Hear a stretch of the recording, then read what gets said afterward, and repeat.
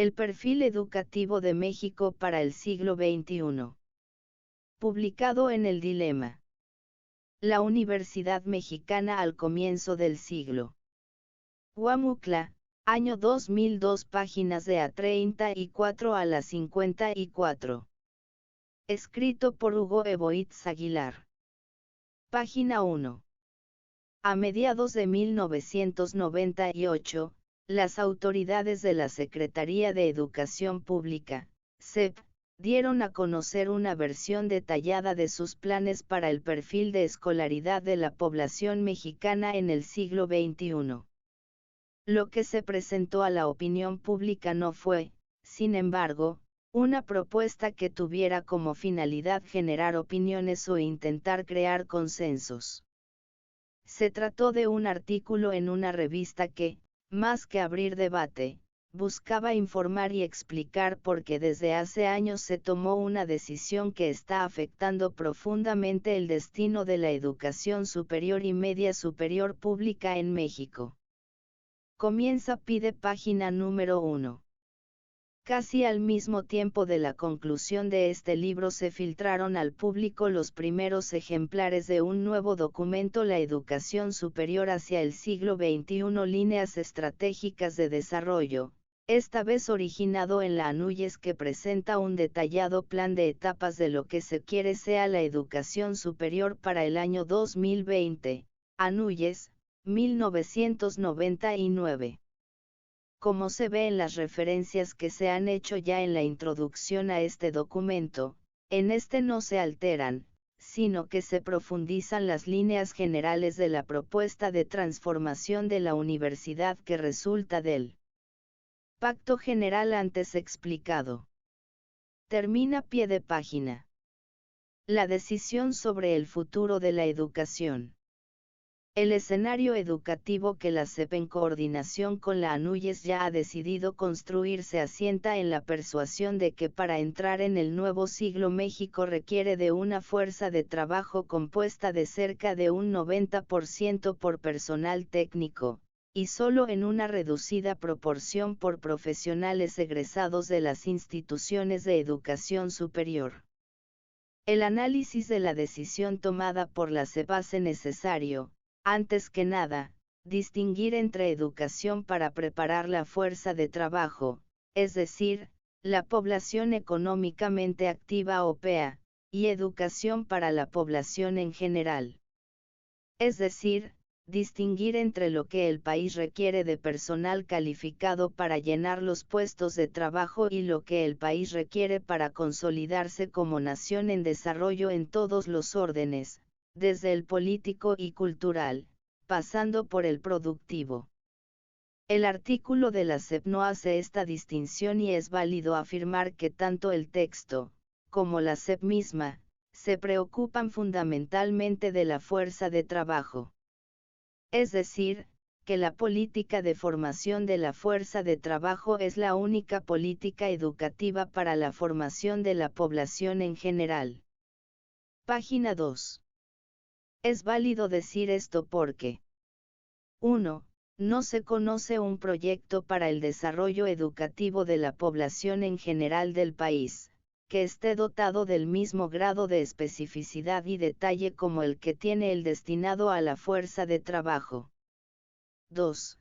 La estrategia educativa que ha seguido el gobierno federal a partir de los 90 claramente aparece fundada en la convicción de que los estudios, especialmente los postsecundarios, tienen como orientación y finalidad prioritaria el mercado laboral. El criterio de pertinencia que el propio secretario de Educación define como la utilidad de la actividad universitaria para el desarrollo del país comienza pie de página 2. Se trata del entonces secretario Ernesto Zedillo, hablando de los rectores de las universidades públicas en 1992, Mendoza, 1997, 111, termina pie de página. Es el que con mayor ahínco y eficiencia se impulsa en la transformación de los planes de estudio. De hecho, junto con la excelencia, que limita el acceso y permanencia en la educación postsecundaria. Estos son los únicos criterios que la SEP propone para la distribución de financiamiento entre las instituciones. Es cierto que como discurso se mencionan otros propósitos mucho más amplios sobre la educación, participación, ciudadanía, Estado de Derecho, derechos humanos, cultura cívica, bienestar social y personal, pero terminan siendo solo buenos propósitos. 3. El Estado mexicano desde principios de los 90 ha entrado en un rápido proceso de abandono de su responsabilidad legal y social de financiar e impartir educación más allá de la educación básica. Por tanto, la aparición de un detallado plan educativo que pone énfasis en la educación técnica de nivel básico y medio apenas puede dejar de entenderse como el complemento educativo de la decisión de restringir el financiamiento. 4. Los datos poblacionales muestran que en este país el rezago educativo y la falta de cobertura son de tal magnitud que en los hechos ya solo se educa para reproducir la fuerza de trabajo. De hecho, el plan de la SEP solo asume lo que ya ocurre: una tercera parte de la población del país trabaja, otra se prepara, y mal, para sustituirla, y la otra tercera parte está excluida de la educación o del trabajo. Comienza pie de página 3. De la población total, cerca de 98 millones de habitantes en 1999, 36 millones conforman la población económicamente activa, PEA.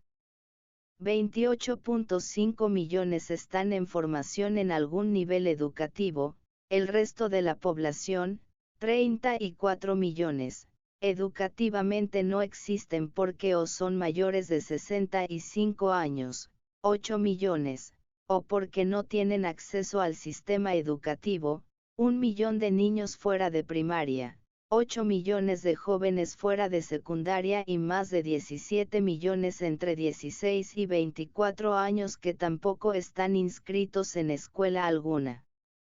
Termina pie de página. Página 3. Por estas razones es que aquí se parte del supuesto de que el proyecto de formación de la PEA es prácticamente el único proyecto de perfil que existe para el futuro educativo de los mexicanos.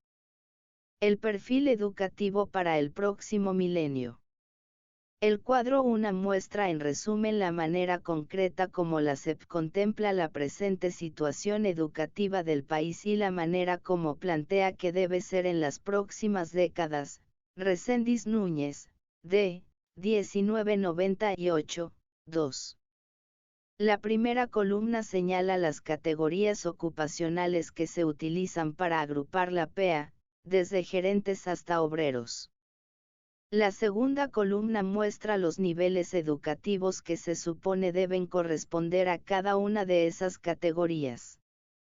Para establecer esta correspondencia, la SEP utiliza un parámetro llamado la Clasificación Estándar Internacional de Educación, International Standard Classification of Education, ISED, cuyos niveles se presentan en la tercera columna.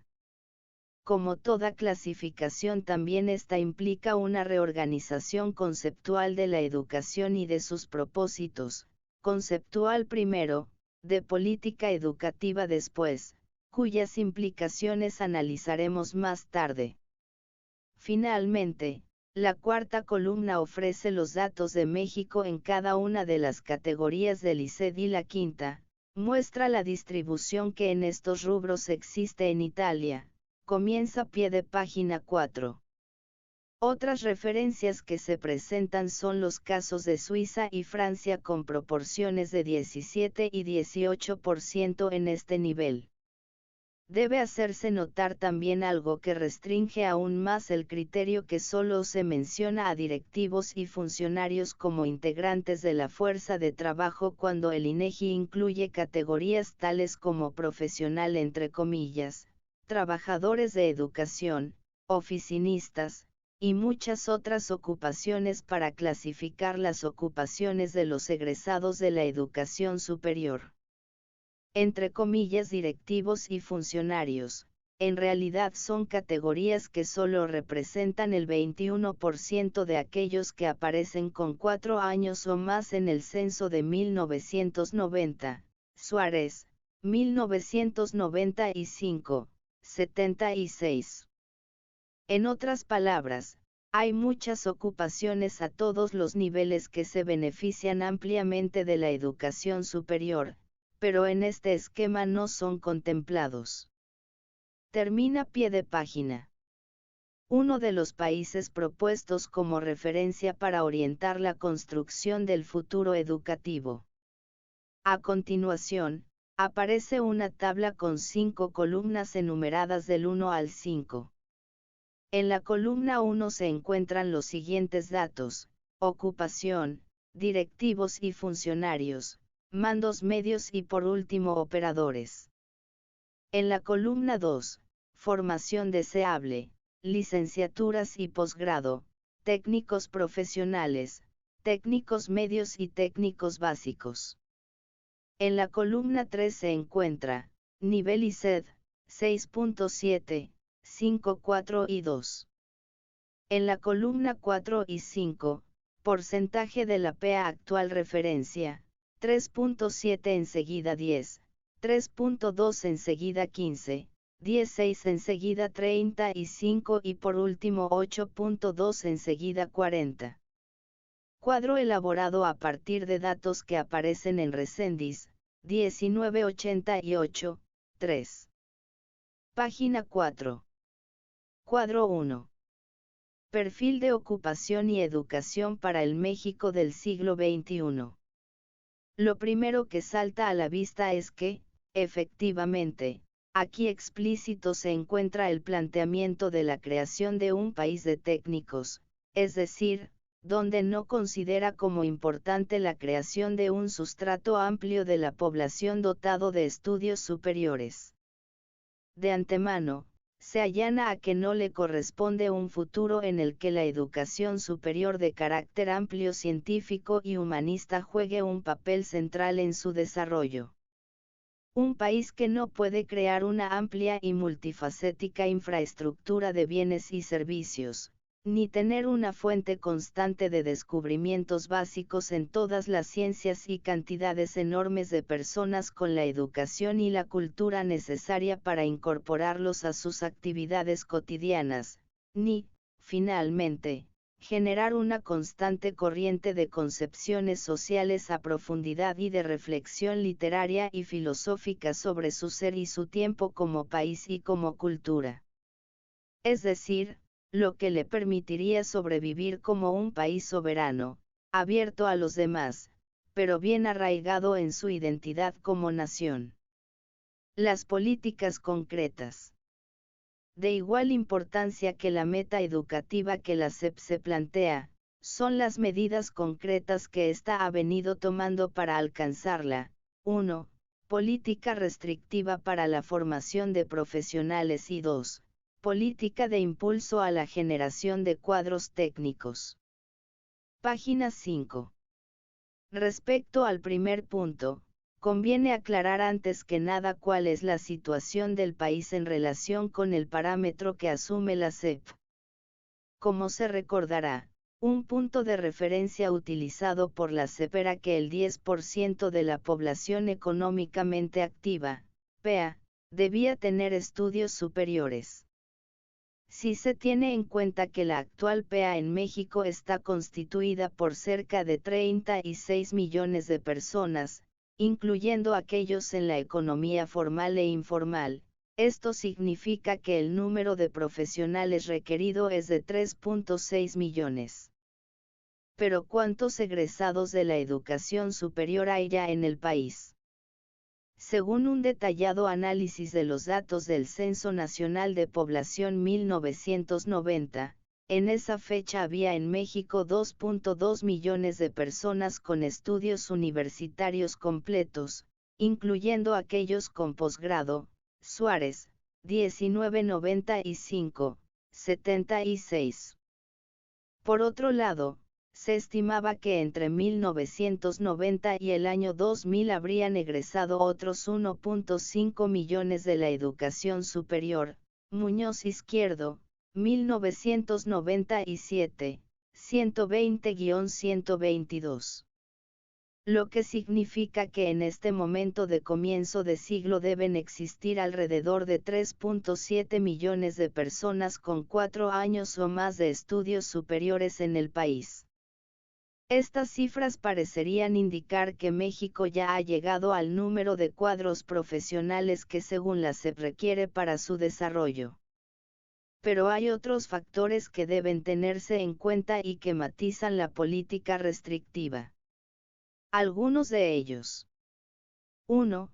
Muchos de los hasta ahora egresados, se estima que más de un 50%, no han obtenido el título. Por lo tanto, en las primeras décadas del nuevo siglo deberán egresar casi 2 millones, 1.9 millones, más de personas de la educación superior tituladas. Comienza pie de página 5. De ahí los esfuerzos recientes en varias instituciones por modificar mecanismos de docencia y titulación. Termina pie de página. 2. La SEP no descarta un moderado incremento absoluto, e incluso relativo, de las necesidades de personal con estudios superiores debido a la progresiva ampliación de la fuerza de trabajo e incluso a un aumento de la proporción como resultado de una creciente sofisticación de la economía. 3. El Estado no puede renunciar a su discurso en torno a la promesa educativa y no puede tampoco dejar de estar sujeto a las presiones sociales de quienes buscan ingresar a la educación superior, por lo que un segmento de la oferta, mínimo si se quiere, tendrá que responder también a este factor. Página 6. 4. La política educativa se construye en el nuevo contexto de libre comercio educativo, Tratado de Libre Comercio, comienza pie de página 6.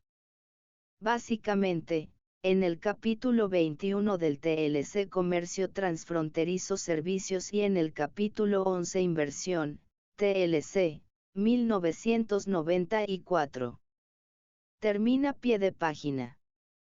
Que supone abrir paso al desarrollo de un proceso de ampliación de los servicios privados de educación y, en términos generales, a la privatización de la educación.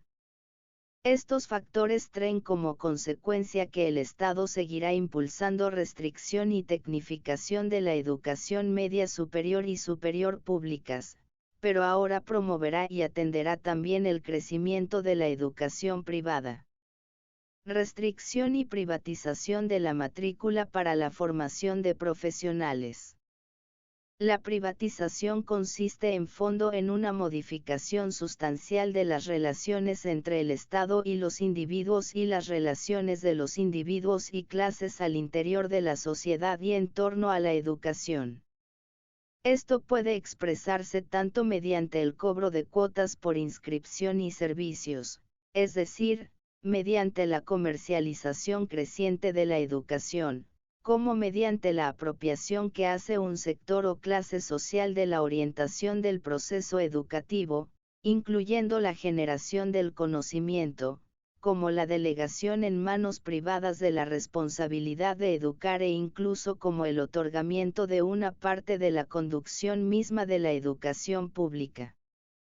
La privatización puede también verse como un proceso que se genera a partir del abandono del Estado de su responsabilidad frente a la educación. La política de restricción de la matrícula pública es, de hecho, una de las expresiones de ese vacío que deja el Estado y, al mismo tiempo, un factor de aliento al crecimiento de la matrícula pública en la educación privada. Así, el plan educativo para el nuevo siglo que está poniendo en práctica la SEP no implica solo una profunda transformación del perfil educativo y de la promesa de educación en México, sino estructuralmente también su privatización. Es la manera más eficiente de generar este nuevo perfil. Seguirá habiendo lugar para todo el que quiera estudiar a nivel superior, seguirá creciendo la matrícula, pero esto solo incluirá, cada vez más, a quienes puedan ingresar al sector educativo privado. Para esto, sirve ver de manera panorámica el comportamiento de la matrícula en estos últimos 20 años. En el periodo que se va de 1980 a 1984, por ejemplo, a pesar de que se estaba ya en plena crisis, la matrícula en educación superior pública creció en un 22%. Sin embargo, de 1988 a 1993, los años de inicio de la nueva política, solo creció en 4%.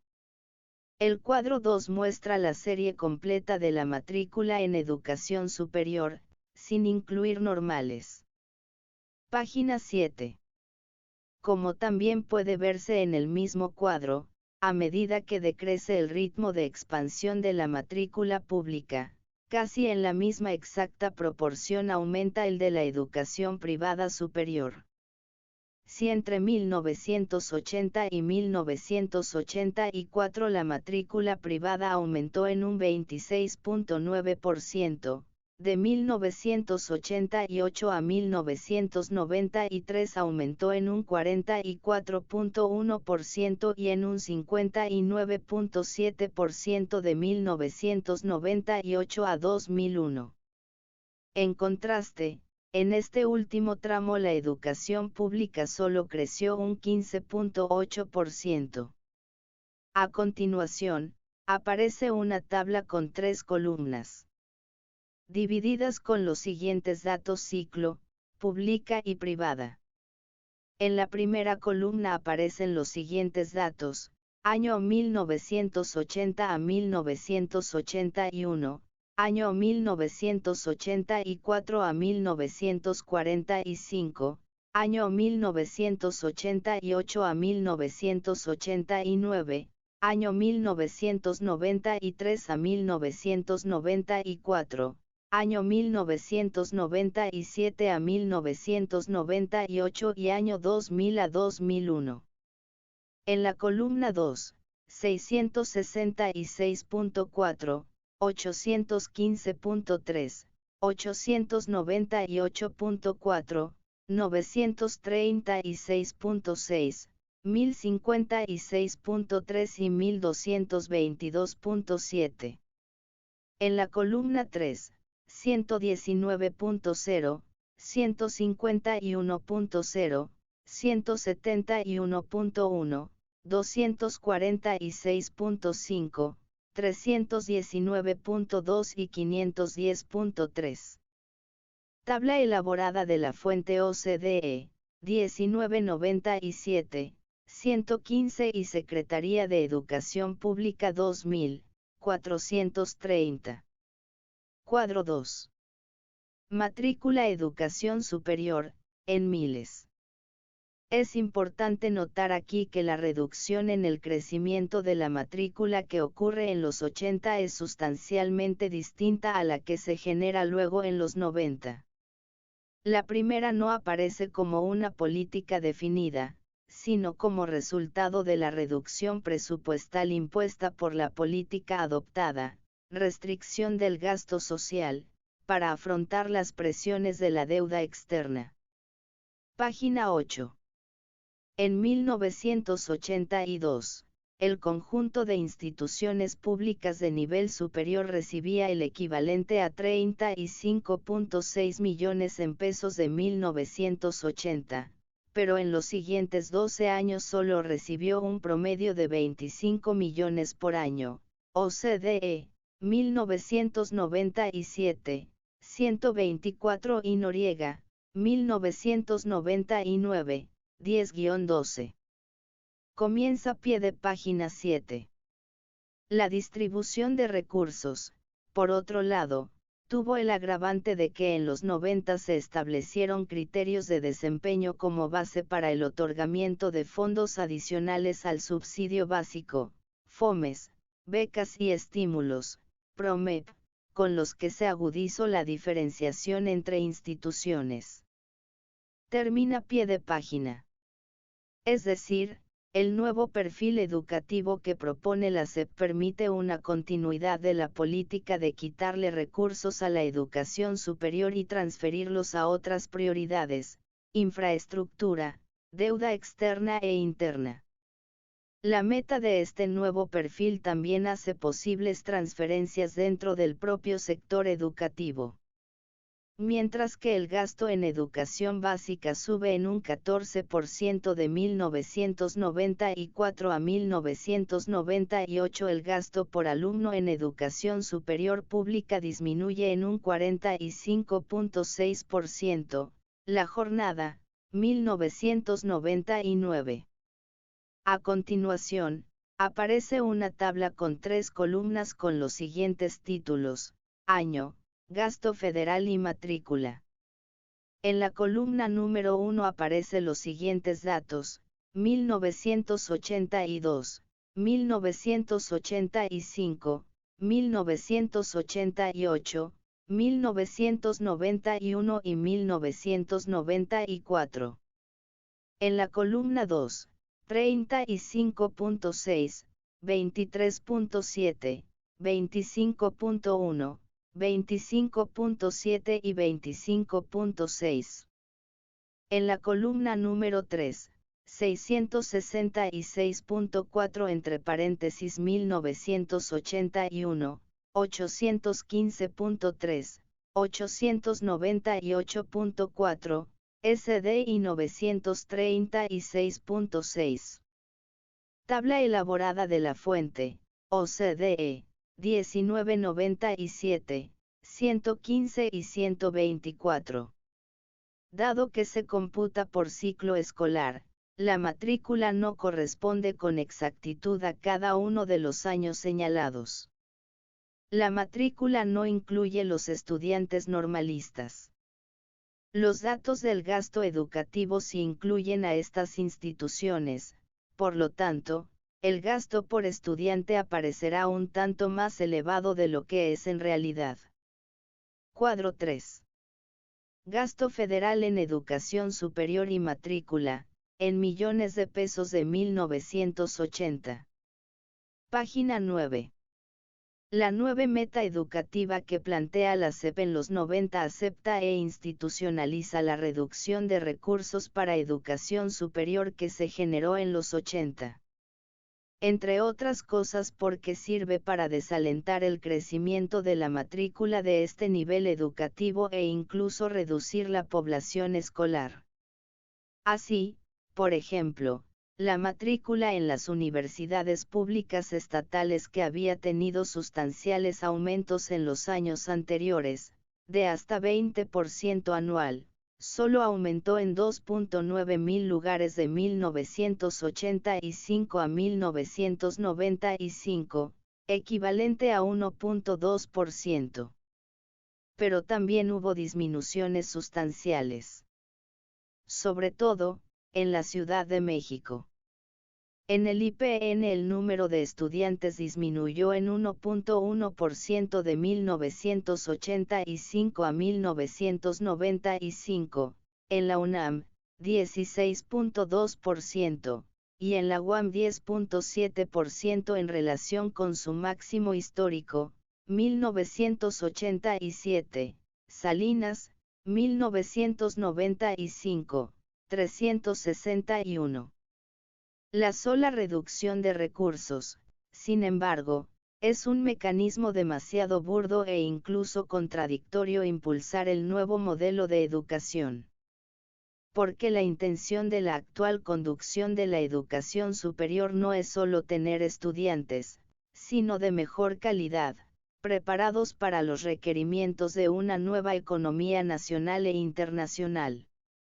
Los datos del cuadro 3 ilustran esta contradicción.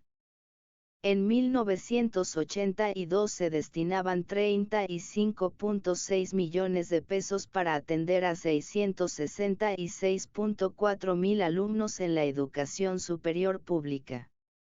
Pero en 1994, con solo 25.6 millones en pesos de 1980, las instituciones atendían a casi 50% más de estudiantes, en total casi 1 millón de estudiantes. En estas condiciones, ¿cómo generar profesionales de excelencia, si los recursos que aseguran las condiciones elementales de calidad están muy por debajo de lo que se tenía 10 años antes, en la época populista? Esta contradicción se tradujo en un dilema aparentemente insalvable. Por un lado, los conductores de la educación no consideraban prudente, ni posible, el simple regreso a los niveles de gasto por alumno que existían, por ejemplo, en 1981. Las instituciones que durante 10 años habían sufrido una sequía de recursos, chuparían como esponjas secas hasta el último centavo de los recursos adicionales que se les entregaran, pero sin la garantía de que estos recursos servirían realmente para construir el proyecto educativo del nuevo milenio. Hasta era previsible que la presión social por más educación obligara a las instituciones ahora con más recursos, a revertir la tendencia a disminuir la matrícula. Pero, por otro lado, tampoco era posible plantear que, para argumentar el gasto por alumno, las instituciones disminuyeran aún más el crecimiento de la matrícula. Página 10. Esto no solo contradeciría la necesidad de seguir generando un número importante de graduados, sino que representaría un escenario socialmente problemático, cuando las instituciones públicas llegan a crecer solo un 4% cada 5 años. Es señal clara de que se ha tocado fondo y que cualquier disminución adicional que sea significativa solo puede lograrse con crecimiento negativo. Comienza pie de página 8. De aquí que los 90 se caracterizaran también por una discusión permanente e irresuelta sobre financiamiento. Termina pie de página. En realidad, la manera como finalmente se resolvió este dilema provino del exterior, del Banco Mundial y el Fondo Monetario Internacional. Desde mediados de los 80, estos organismos habían estado generando análisis y a partir de ellos creando nuevos conceptos capaces de responder a escenarios como los latinoamericanos, es decir, contextos nacionales en que presentaba por un lado una combinación de alta demanda, alta matrícula y escasez de recursos en la educación superior, y, por otro lado, la necesidad de aumentar sustancialmente la calidad y eficiencia de este nivel educativo.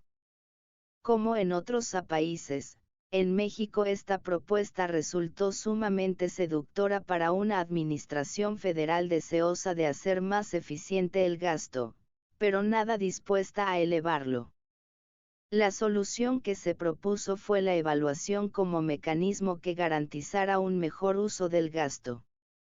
La era de la calidad a partir de la evaluación había llegado, y con ella, mecanismos aún más eficaces para restringir el acceso y egreso de la educación superior. Calidad y evaluación. Así, en 1992 el recién nombrado secretario de Educación Pública, Dr. Ernesto Zedillo, daba a conocer a los rectores de la ANUYES las nuevas reglas que regirían la distribución de recursos a la educación superior. Sobresale en ellas el papel que asume del gobierno federal como conductor y evaluador directo de la educación superior para distribuir los fondos públicos de acuerdo con las normas de la competencia, más recursos para los más eficientes. Así, en primer lugar, el secretario les señaló a los rectores que las universidades públicas tienen que ser conscientes de que compiten por recursos escasos no solamente entre ellas, sino con otras actividades de interés público, entre las que están los otros niveles y modalidades educativas. Mendoza, 1997, páginas 110 a 111. En clara referencia a la educación básica y, como se vería después, a la privada. Página 11. Luego expuso que el gobierno consideraba los recursos públicos como un instrumento propio y estaba dispuesto a utilizarlo para influir en la orientación de las universidades. El gasto público es un instrumento del gobierno federal para impulsar políticas consecuentes con el desarrollo nacional, es decir, que el gobierno lo utilizaría según sus criterios, que con ese gasto buscaría influir, por medio de la asignación de recursos, en la actividad de las universidades, y que entregaría recursos de acuerdo con una evaluación de las instituciones a partir de dos criterios, el de excelencia y el de pertinencia. De esta manera, la disposición de recursos estaría afincada en la evaluación del desempeño de cada institución, y, más tarde con el PROMEP, de cada dependencia, en el cumplimiento de los criterios fijados por el gobierno. La competencia como mecanismo de calidad en un contexto de recursos escasos. El Ceneval como instrumento de la política de restricción del acceso y egreso de la educación superior. Una vez fincado este principio de evaluación recursos, de ahí surge toda una serie de iniciativas que lo traducen a la práctica. Una de las más importantes, como se anunciaba ya desde esa reunión con los rectores, fue la creación del Centro para la Evaluación de la Educación Superior AC. Ceneval. Este centro estaba destinado a cumplir un papel crucial en la nueva política de restricción en la educación superior, pues mediante un verdadero arsenal de exámenes podía eficazmente controlar el flujo de ingreso y de egreso de la educación postsecundaria. Comienza a pie de página 9. La función del Ceneval no podría realizarse si la educación se considerara como un derecho también en los niveles postsecundarios. De ahí que en 1995 a 1996 se da a conocer la discutible interpretación de que el artículo 3 establece que el derecho a la educación en esos niveles está mediado por la capacidad de los estudiantes, es decir, por un concurso de selección. En estos niveles, se dice, no se tiene derecho a la educación, sino derecho a un examen para ver si se tiene derecho a la educación, porque, se dice, no deben confundirse el derecho a la educación con el derecho al acceso a las instituciones de educación superior. Madrazo y Beller, 1995, página 30. Termina pie de página. Así, en 1994, para regular el ingreso a la educación media superior, el Ceneval había ya creado el Exani-L, Examen Nacional 1, para el ingreso a la educación superior, el Exani 2, para el ingreso al posgrado, el Exani 3, es decir, una barrera de sucesivos filtros entre la demanda y las instituciones de educación superior y superior mucho más eficaz que los burdos métodos anteriores. Ahora se busca crear la convicción de que no es la falta de recursos o la disminución de lugares disponibles en las universidades lo que hace que un número creciente de jóvenes queden excluidos de la oportunidad de educarse, sino su propia incapacidad para pasar exitosamente exámenes objetivos y científicos. Página 12. Aunque este no sea un objetivo declarado, en los hechos, los exámenes han sido la respuesta a una situación cuya explosividad ha venido creciendo al paso de los años, las quejas de las universidades por la falta de recursos y la presión social por educación superior. Comienza a pie de página 10. En efecto, en la segunda parte de la década se incrementaron las protestas de comunidades universitarias y autoridades en torno al presupuesto, 199, 1998, y los movimientos todavía aislados de protesta de rechazados de la educación media superior y superior, México DF 1995 a 1996, Sonora 1997, Morelos, 1998, termina pie de página. La evaluación tiene como una de sus funciones más importantes, la de legitimar la restricción de la matrícula. Comienza pie de página 11.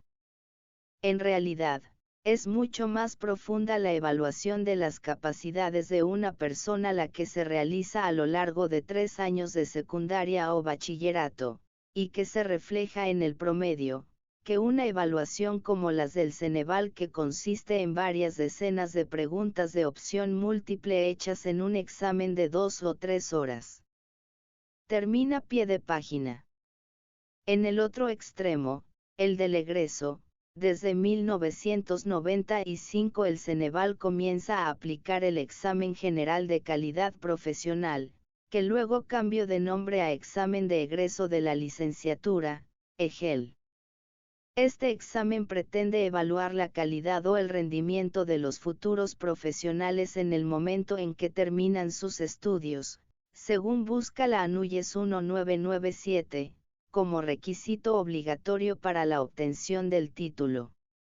Esto es algo que permite depurar también, a la salida, la matrícula de la educación superior y, sobre todo, reducir el número de los verdaderamente graduados. En efecto, solo un 10% de los egresados que se someten a este examen logran obtener el nivel fijado por el Ceneval para la entrega del certificado de calidad profesional o testimonio de alto rendimiento.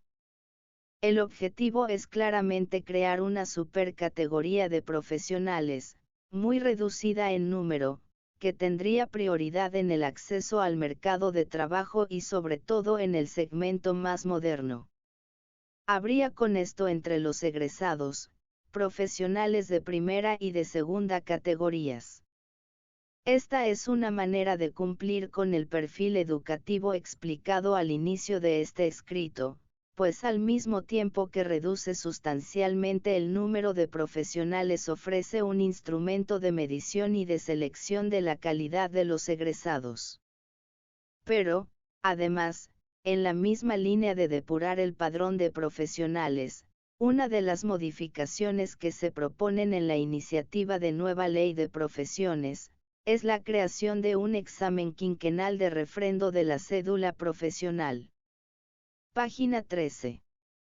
De tal manera que todos los profesionales en ejercicio deberán presentarse a una evaluación cada 5 años, presumiblemente también del Ceneval, de cuyo resultado dependerá si pueden continuar ejerciendo su profesión durante los siguientes 5 años.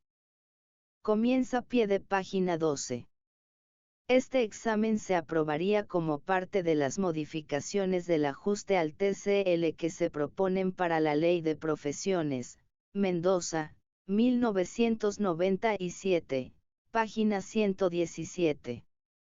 Termina pie de página.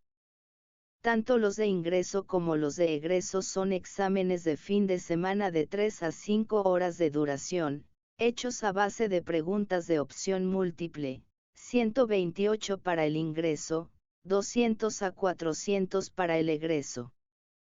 Es evidente que un examen de este tipo es completamente insuficiente para determinar quién tiene el derecho a la educación postsecundaria y quiénes de los miles de egresados pueden considerarse como profesionistas de calidad. Pero esto no es un argumento de peso para las autoridades educativas porque en realidad su prioridad no es tanto generar una evaluación académica sino crear un mecanismo de control del flujo con una cierta apariencia de evaluación educativa. Lo importante, en el fondo, es que para el acceso a las instituciones de educación superior y para su egreso, existe ahora una estructura muy precisa de regulación. Estos exámenes, en efecto, mediante el ajuste del grado de dificultad de las preguntas, permiten calibrar hasta al nivel de cientos de personas el número de aquellos que resultan aprobados por el proceso. Otros criterios de acceso, como el promedio aprobatorio en el nivel educativo anterior, son considerados como inadecuados por las autoridades. en el fondo porque con criterios como ese no pueden ejercer un control tan exacto sobre cuántos jóvenes resultan aprobados en el nivel anterior y con qué calificaciones. Esto es algo que determinan directamente los maestros. Desplazar a los maestros y a las escuelas de la evaluación y asumir directamente el control al detalle del acceso a la educación representa una gran ventaja para una conducción educativa interesada sobre todo en la restricción al acceso a este nivel. Una política para impulsar la formación de técnicos. Por otro lado, para avanzar a la formación de una fuerza de trabajo que sea en un 90% de carácter técnico. La SEP ha visto como necesario definir, en primer lugar, el número de técnicos medios y profesionales que se requieren y, en segundo lugar, buscar nuevas maneras de resolver los problemas con que desde hace décadas han tropezado los intentos de impulsar este tipo de formación. Página 14. ¿Qué cantidad de técnicos medios y de técnicos profesionales? A la SEP le preocupa de manera particular el faltante de técnicos medios, nivel 3 del ICED, y de técnicos profesionales, nivel 5 del ICED, que surge de la comparación con el punto de referencia europeo mencionado al inicio, cuadro 1. En el nivel 3 del ICED, como se recordará, la SEP calcula que en México solo hay un 10.6% de la fuerza de trabajo con esa preparación, cuando debería existir un 35%. Este nivel corresponde a los técnicos medios, conocidos en México como profesionales técnicos y que se forman fundamentalmente en los centros de estudios tecnológicos, industriales y de servicios, CETIS. Comienza pie de página 13. Aunque también en los centros de estudios de bachillerato y estudios técnicos industriales y de servicios CEBATIS, que por ser bivalentes ofrecen tanto el título de técnico como de bachillerato. Termina pie de página. Y en el Colegio Nacional de Educación Profesional Técnica, CONALEP. Por lo que se refiere al nivel 5, que el ICED llama técnicos profesionales, y que en México la SEP llama técnicos superiores universitarios, TSU, el faltante es aún más preocupante para la SEP. Se calcula que existe solo un 3.2% de la fuerza de trabajo con esta formación y debería contarse con un 15%. Al traducir a números estas proporciones, las cifras resultan muy elevadas. Se requerirían nada menos que 4.1 millones más de técnicos de nivel 3 y 8.8 millones del nivel 5. Sin embargo, la SEP toma un punto de referencia más modesto para definir su meta cuantitativa. Según el diagnóstico citado al inicio, Reséndiz, 1998, 3, en términos de estos niveles técnicos se requieren, tantos, como los que se preparan en las licenciaturas y posgrados tradicionales, es decir, una cifra más baja, cerca de 2 millones de personas. Y establece esta meta, convencida, sin aportar la más mínima prueba o argumentación, de que en México, la tasa de crecimiento futuro de la demanda de graduados del nivel ICED 5 será más alta que la de los graduados de niveles 6 y 7 juntos, que son los correspondientes a licenciatura y posgrado. ¿Cuántas personas están actualmente en formación en los niveles de técnico medio y técnico profesional? Los datos 1994 indican que en el país hay cerca de 1 millón de estudiantes, 990.6 mil, en los bachilleratos técnicos bivalentes, CEBATIS, y en los estudios técnicos de educación media, CETIS, CONALEP, OCDE 1997, página C. Respecto del nivel 5, técnico profesional, apenas existen alrededor de 21.000 estudiantes. La jornada 1995, página 43. Esto significa que se está planteando por parte de la SEP que en un primer momento es necesario aumentar en un 100% el número de personas que actualmente se encuentran en los niveles de técnico medio y superior para responder a la demanda prevista. Página 15. Los problemas para la formación de técnicos medios y profesionales, escuelas técnicas y universidades tecnológicas. El aumento drástico e inmediato de la matrícula en estos niveles, sin embargo, no está exento de contradicciones. La misma OCDE, por ejemplo, al evaluar la educación mexicana constata algo que estaba ocurriendo ya desde antes del inicio de las medidas para cambiar el perfil educativo mexicano. La matrícula de la formación técnico-profesional disminuye mientras que el número de los establecimientos ha aumentado. En concreto, la matrícula ha bajado 4%, el número de planteles disponibles ha aumentado 9%, OCDE, 1993, 173. En otras palabras, en la educación técnica está faltando un ingrediente fundamental, los estudiantes. No existe el interés de los que se supone deberían ser los beneficiados con el nuevo modelo educativo y su respuesta a nuevas oportunidades de empleo. Esas oportunidades o no existen, probablemente lo más cierto, o los jóvenes no están interesados en ellas.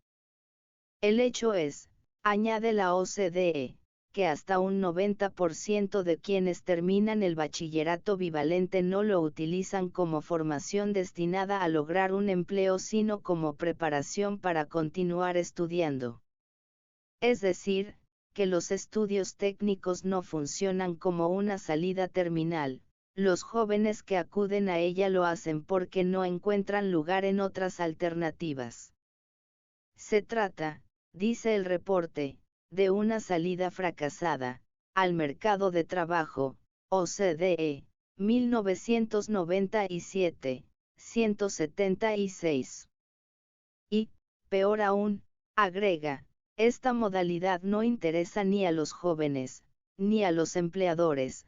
Tenemos la impresión de que esta formación carece de atractivo para los jóvenes y no está suficientemente valorada por los empleadores. Otros estudios confirman esta visión. Comienza pie de página 14. Un análisis cerca de 4.000 ofertas de trabajo aparecidas en un diario y que expresamente solicitaban un determinado nivel de escolaridad mostró que los empleadores claramente se inclinan por quienes han escogido la vía de la educación general o tradicional.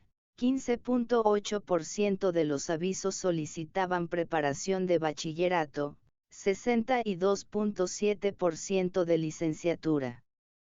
Solo 11.8% demandaban estudios técnicos, 2.4% estudios comerciales, y 0.4% con ALEP. El 6.9% de los anuncios demandan estudios de secundaria, EBOITS y EBOITS, 1997. No es una tendencia reciente. En otro antiguo estudio, M. Seguín y Ruiz, 1981, aparece que los egresados del bachillerato son preferidos en el mercado de trabajo y reciben mejor salario y mejores puestos de trabajo que quienes con egresados de la educación técnica. Termina pie de página. La OCDE incluso concluye que sobre este tema no tiene claridad. Ante la diversidad de datos y opiniones, dice, lamentamos no haber podido esclarecer esta cuestión tan esencial para el futuro del sistema en formación. Página 16. Y, debemos agregar aquí, la falta de claridad no es solo de la OCDE, también en el Banco Mundial hay opiniones encontradas. EBOITS, 1999. Página 314. A pesar de todo esto la OCDE, 1997, página 236, recomienda a la SEP aumentar la parte de las formaciones profesionales y tecnológicas, hasta alcanzar, en un primer momento, la tercera parte de la matrícula total. Meta que es irreal desde el propio análisis de la OCDE, pues significaría aumentar en un 100% el número de estudiantes en opciones terminales, técnico profesional. Comienza pie de página 15. Según la propia OCDE, 1997, página 113, en 1995 el 17.3% de la matrícula en educación media superior cursa estudios de técnico profesional. Termina pie de página. ¿De dónde saldrían los estudiantes deseosos de cursar esos estudios?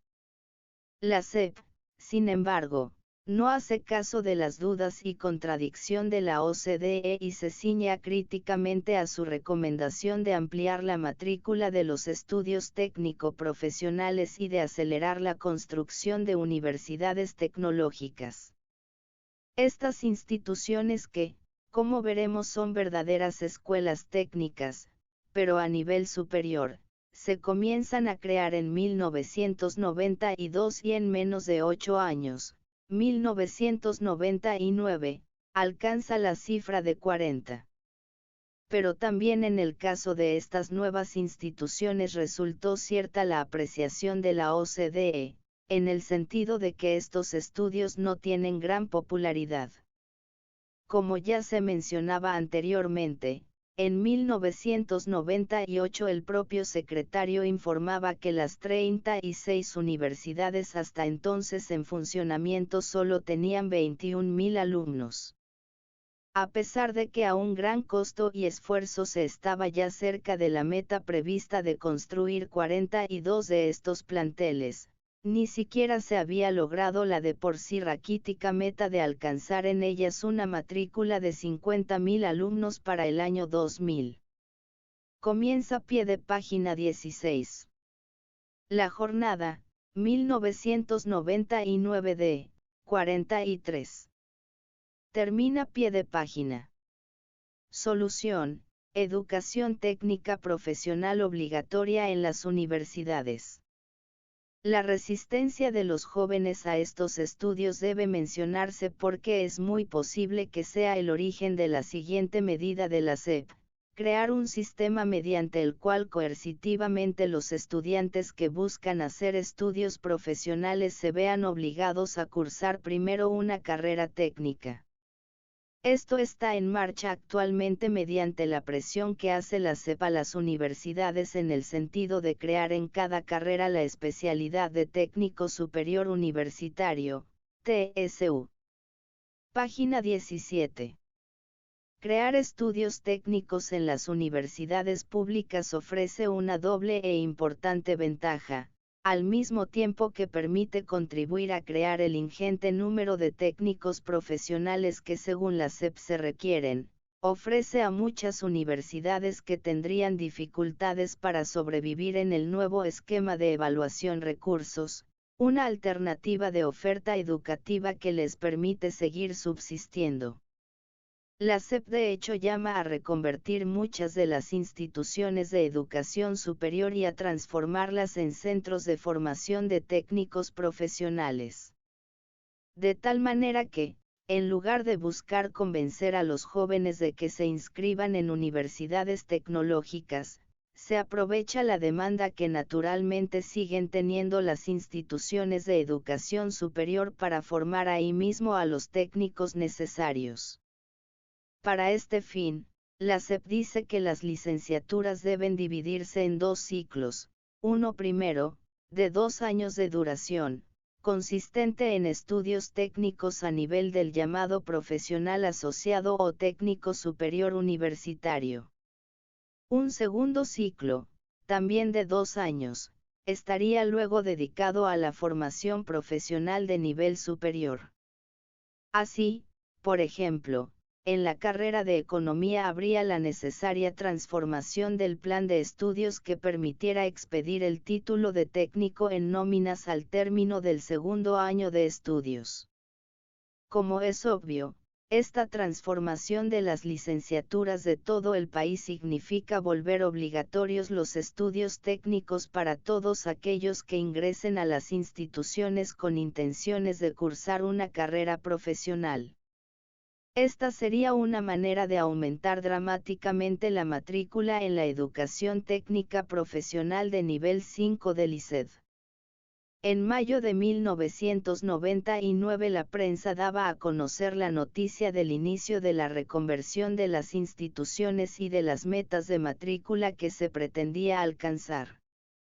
Con el fin de que los estudiantes de nivel superior encuentren empleo rápidamente, las universidades públicas crearán carreras de corta duración, dividiendo sus licenciaturas en 2 ciclos, cuyos egresados de los 2 primeros años serán profesionales asociados, afirmó ayer la Secretaría de Educación Pública, que calcula que para el año 2000 este nivel educativo crecerá en 1000%. La jornada, 1999 c. 39. Página 18. La solución para la educación técnica de nivel medio. En el caso del nivel 3 del ICED, es decir de los estudios técnicos de nivel medio superior, desde 1996 se establece un mecanismo que también permite encauzar coercitivamente a los jóvenes a esa opción educativa. Se trata de la aplicación obligatoria y al nivel de toda una región, DF y Estado de México, del Exani-L del Ceneval, conocido como el ya mencionado Examen Único de la Zona Metropolitana de la Ciudad de México. Como resultado de la aplicación de este examen, cada año más de 100.000 jóvenes que originalmente buscan ingresar a un bachillerato, como el de la UNAM o IPN e incluso Colegio de Bachilleres, que le permita luego el acceso a la educación superior, terminan asignados a una escuela técnica y a una especialización de la que apenas tienen noticia que, en ocasiones, es de carácter terminal. El mecanismo hace lo posible por crear la impresión de que el solicitante es en último término el único responsable de esa elección. Comienza pie de página 17.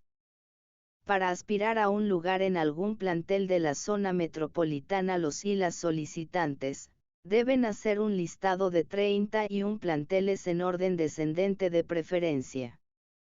Sin embargo, como no existen en la ciudad suficientes planteles de bachillerato, no pueden evitar enlistar también planteles de estudios técnicos. Si no lo hacen, corren el riesgo de resultar sin plantel asignado, aunque obtengan un número relativamente alto de aciertos, y deberán buscar posteriormente acomodo en los planteles con lugares disponibles. Es decir, les tocarán las escuelas menos saturadas, y estas, como es comprensible, suelen ser precisamente las opciones de mala calidad, lejanas o de especialidad técnica. Es decir, si optan por enlistar escuelas técnicas se dirá que ellos mismos las eligieron, si optan o dejar en blanco deberán ellos mismos escoger luego una escuela técnica. Sin salida. Termina pie de página. El cuadro 4 muestra con cierto detalle esta situación. En las mejores escuelas, las de la UNAM e IPN, la suma de la demanda, cerca de 157.000, supera ampliamente al número de lugares disponibles, 58.000, pero en las escuelas técnicas se presenta exactamente el fenómeno contrario, la demanda es menor que el número de jóvenes que finalmente son asignados a esas escuelas. A continuación, se muestra una tabla de 3 columnas con los siguientes títulos: institución, demanda e inscripción. En la columna 1 aparecen los siguientes datos: UNAM, IPN, DGETI, CETIS, y CONALEP. En la segunda columna los siguientes: 118.2, 34.8, 14.0 y 13.4. Y en la columna número 3, 33.8, 25.1, 32,9 y 38.3. Tabla elaborada con los datos de la fuente. Para la demanda, elaboración del autor con base en datos del documento interno de la Comisión Metropolitana de Instituciones Públicas de Educación Media Superior. Comipems, AE5GLOXLS 22/05/97, Minio. Para la inscripción, Comipems, Informe Final Concurso de Ingreso a la Educación Media Superior, 1997, 45. Página 19. Cuadro 4. Demanda original e inscripción final. Examen único de la zona metropolitana de la Ciudad de México, en miles. Lo que ocurre en la Ciudad de México es solo una experiencia piloto. Siempre ha estado presente la intención de extender este procedimiento a toda la República. Comienza pie de página 18. Ese propósito se ha manifestado de diversas maneras.